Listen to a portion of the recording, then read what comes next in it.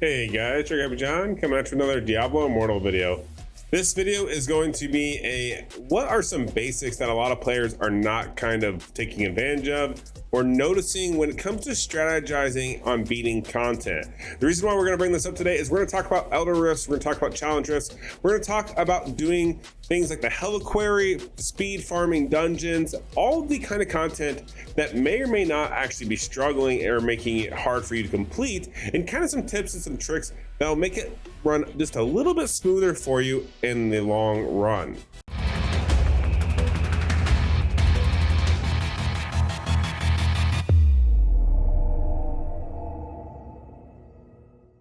All right, so first things first, let's go ahead and let's run a Elder Rift, and I want to talk about a couple of quick things, and I'm going to show you how I run an Elder Rift so that way you can quickly process it and understand the fast way versus maybe the way that you are doing it.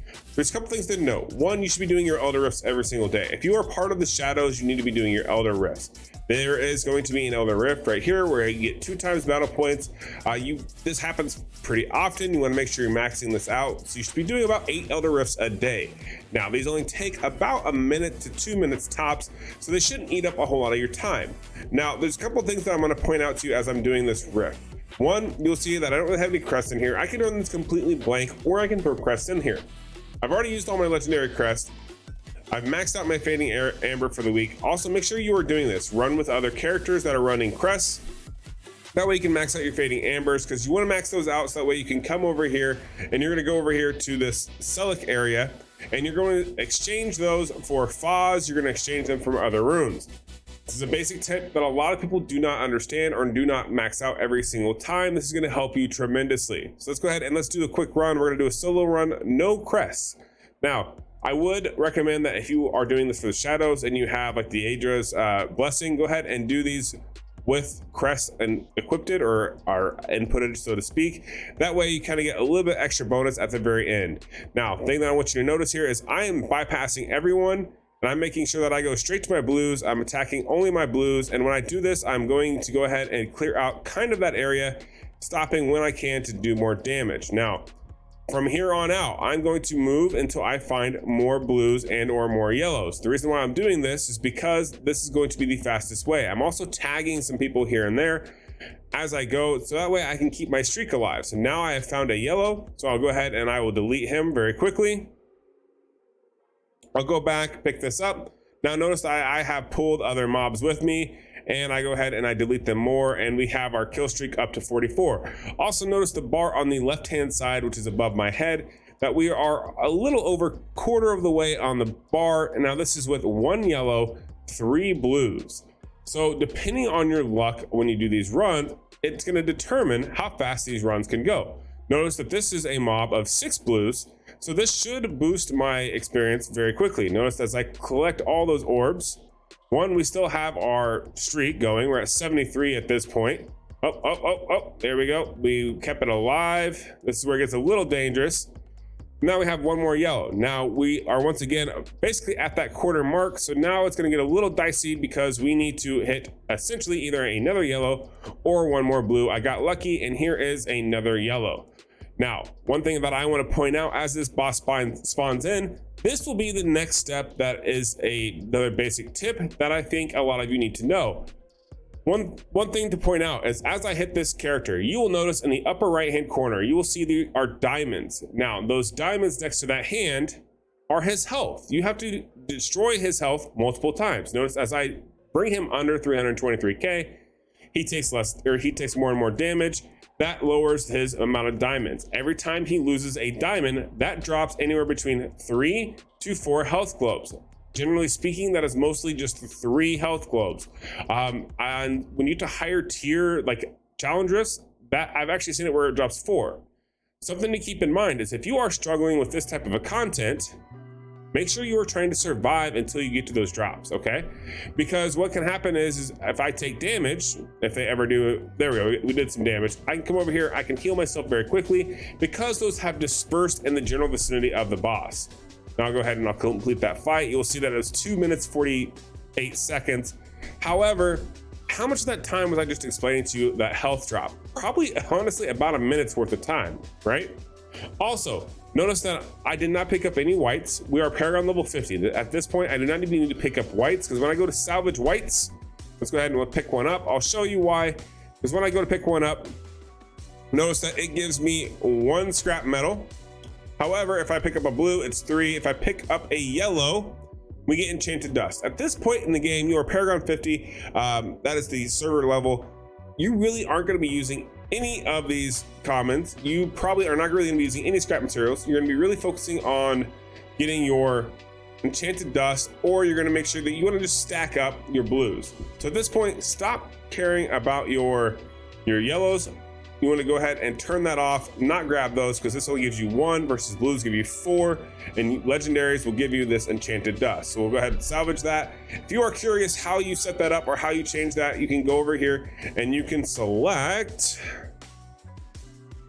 display, no controls, absolutely not. General, is it general? I think it's under general. Yep, under general you can say auto pickup, uncheck normal, and then put magic and rare. That is going to be very, very helpful for you. It'll basically tell you what you to grab automatically, and this will allow you to move faster, because what you want to do is you want to pretend like the town is lava. I took way too much time in this dungeon, and I've wasted so much time. And when we come out of here, if I were to stop every single run and do the blacksmith, then that's just seconds I'm losing, which is less XP I'm getting per minute. That's another thing to note, and one thing that I want to bring up: how are you leveling up in your game? Are you doing elder rifts? Are you trying to do challenge rifts? Are you pushing dungeons? How are you trying to get your combat rating and your damage up? What are you doing personally to improve this combat rating, to level up and make your character stronger? That can change drastically. A very basic tip to know is doing elder rifts by yourself at a minute 30 is super good XP. Something to note is when you get your Paragon levels up here, you can actually do the math on how much XP you're getting per minute. If you come down here and say you do a couple runs and you want to average them out, you take what your XP was when you started minus what it was after the run. You do a little bit of math with figuring out your 80% XP rewards. That'll tell you how much you lost as far as, because you're at 80% in this general case for myself, versus if you're at 100%. So if you get down to Paragon level, or it'll tell you exactly how much you can get per minute. About average run per minute is somewhere between 50 to 60K is kind of okay per minute. However, you want to be trying to hit that 100K mark. And if you actually go to my boy Veiled Shots YouTube channel, he's got a video where he broke down the best funnel in the game. It's part of the Aftershock United community. You definitely want to go to our website, diablopro.gg, use the resources there, join our Discord server, Aftershock United. The Discord link is down below. All the resources there. You can ask us all the questions. We have at least 12 content creators that are doing daily videos trying to help you, the viewer, get better at Diablo Immortal. Now, that is going to be kind of it for these very, very, very basic ones. Now, the thing that I want to touch on is kind of like a smash and grab and kiting enemies. Let's go ahead and let's pop into a quick challenge rift, and let's just talk about if you are someone who is struggling to beat certain content, because say you're not Paragon 50 or you aren't pushing a hard in-game content, and let's just say you are trying to, you're just trying to get by. One thing to note here is, depending on what the content is you can kite enemies. Notice that as I run a circle around them, they are kind of following me and they are grouping up and bunching up together. In that case, I did not leave myself enough space. And this is honestly, this is a harder one. So this is where this, not going to be a great example, but it kind of will, because as you would have saw there, I could have actually gotten around them and kited them into a circle again, which then would have allowed me to go ahead and proc a few abilities to burn them all down. Now, that is what's going to be necessary when trying to beat these challenge type rifts. Now, unfortunately, I picked a challenge rift that has a lot of ranged on it, and not going to lie to you, I'm not that fast to know how to dodge immediately on these range. This one would really be a start completely over and try again if I were to actually try to beat this challenge rift. So I'm going to reset. I understand that this is going to be ranged. I'm not going to be able to complete it. So this is going to be another basic tip of, if you don't think you can complete a challenge rift run because you're trying to upgrade and get those crystals, then restart. Leave it, try again. RNG will always dictate that you will get a different map and different modifiers each time. Like you see here, I have now gotten a different map. If I run to the enemies, immediately I am faced with a yellow. Let's go ahead and let's pull these guys here. Now you're gonna see I have someone's range. Unfortunately, it is the yellow, and I have another yellow here. I have, well, 2 yellows. They've already split. These ranged ones hurt, but notice that I don't have a whole lot of other ranged ones, right? I have a lot of melee here. So as I do these circles and I kite these characters, I'm able to do a lot of damage. A lot of people struggle with this concept of they want to make sure they just come in and do very small packs. I'm trying to do very big packs and get them grouped up together, so that way I can do more linear damage to them. So notice that I'm kind of going back and forth here, making sure to line them up, so that way I shoot in between them. Now this is because I am a demon hunter and I can take a slightly different approach than everyone else out there, but I'm trying to kite them and put them in a group, so that way I can shoot through them and do the overall more damage. And that's what's important, and one of the basic abilities that you're kind of maybe missing when playing Diablo Immortal. If you are someone who's struggling with basic tactics and hit and run scenarios, this is going to be something that being able to kite around and kind of knowing to do a little bit of damage and then circle them is going to help you when you're trying to just hit a target and progress. Now, some people are going to hear this tactic and be like, yeah, okay, that makes sense.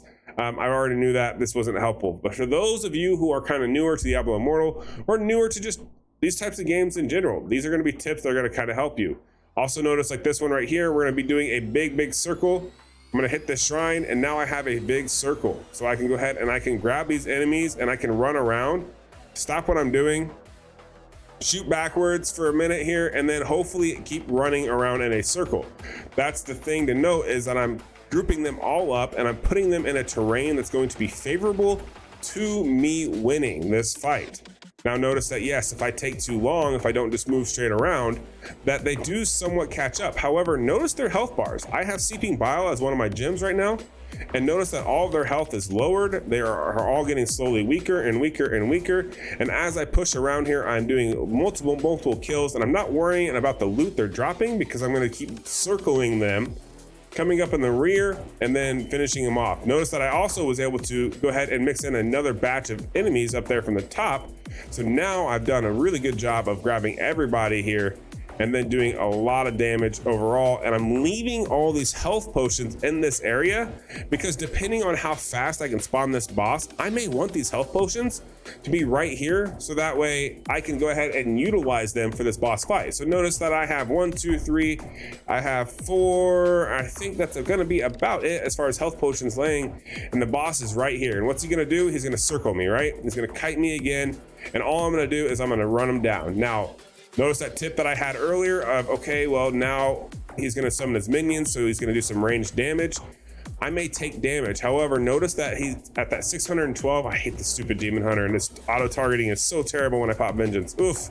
But notice we dropped more health globes. Now I'm kind of getting boxed into a corner, so what I'm gonna do is I'm gonna kite around and I'm just gonna move forward. I'm gonna let him kind of keep following me, so that way he's not doing more damage like that to me. Now, unfortunately, I did die. I saw it coming, and I did not move north enough, unfortunately. I'm a little too squishy to, I guess, take any type of hits from these. And once again, I'm gonna go ahead and I'm gonna push forward, and I'm just gonna rotate over here, and we're gonna wait. He's gonna follow me. I have plenty of time. I have health orbs right next to me.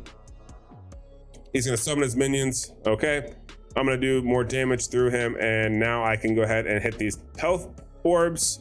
And if you notice here, his HP is dropping. I've got more health orbs dropped on the ground, and he has 1 crystal left, which means he will drop another 3 health orbs here in just a second. Dang it. I missed the ground effect. It's funny when you try to make a video and do it at the same time, it's usually not that great, but notice that, okay, here we go. His ability procced, he dropped 3 health orbs again. He's on his final bar of life here, so really we could die and it'd be fine, because we have plenty of time if we try to revive, right?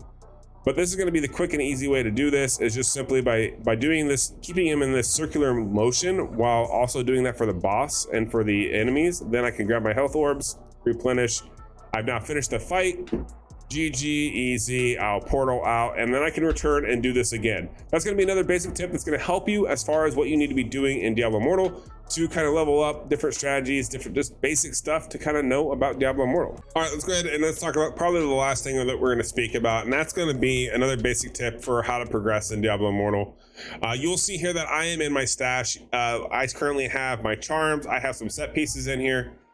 These are not best in slot set pieces. These are decent, nothing to really brag about or write home about. However, notice that I have various sets here. That's to complete different set properties, right? These are set properties that all pertain to my particular build, other than Grace of the Flagellants, and that one's just because I'm using that for a video later. But I'm keeping like Shell Boss, I'm keeping a one of Vithu's, and the reason being is because there's going to be certain times in the game where it's going to be okay to have a lesser piece of gear to get certain aspects, like increase the duration of all beneficial effects on you or your party members by 30%. That's going to be super helpful because that's like vengeance, right? It's going to be increasing the duration of the effect of vengeance. When you already have 2 or 3 pieces of gear that reduce the cooldown and increase the duration as well, so they all stack, right? So this can allow you to do a lot more damage faster. So it's okay to have lesser gear if the set really benefits your overall damage output. Also, charms I'm stacking right now. Why am I stacking these? These are because these are basic charms. Notice these are plus 2% charms. These charms will go up to, I think they'll start to go up to like +6, +7 within the next 20 Paragon levels. I could be worrying and focusing on these, or what I could be doing is I can kind of hoard them and then I can go salvage them later. So that way when we go up and we get to, I want to say it's Paragon 80. Once we get up to Paragon level 80, then we can actually drop higher tier charms, and then I can use all those lower trash ones and put them in there and have a great one. As of right now, I have a grand charm and it's not doing a thing for me. And honestly, if I did have, say, 5 of my actual abilities for my demon hunter, it wouldn't do too awful much, other than maybe a little bit of a damage boost. So keep that in mind, that it's not the end of the world. Don't waste a whole lot of platinum trying to acquire these charms and trying to get that all set up, because what you're going to be doing is you're just going to be wasting a lot of time, energy, and resources focusing on a piece of gear and a stat that's not as important as it will be later on down the road. Last but not least is just focus on your codex. This is another basic ability or basic tip. Make sure that you are utilizing your codex to the maximum efficiency. Make sure you are completing these activities every single day. You will see that you have a guide where you can get other bonus resources. Definitely take advantage of this. Just make sure that every single day you come in here and you at least try to clear out your activities as far as everything that can be completed. That says like a 1 of 1. 1 of 3 are very helpful, especially these bestiaries, because you get so much XP from them. But at the end of the day, come in here, do the basics, max out your battle pass every week, and that way you get to the most fluck for your buck, because you've already spent $6 on that battle pass. But yeah, that's gonna be it for this basic video. I hope that helps you. I know a lot of people were laughing and be like, well, John, I didn't need to know any of that information.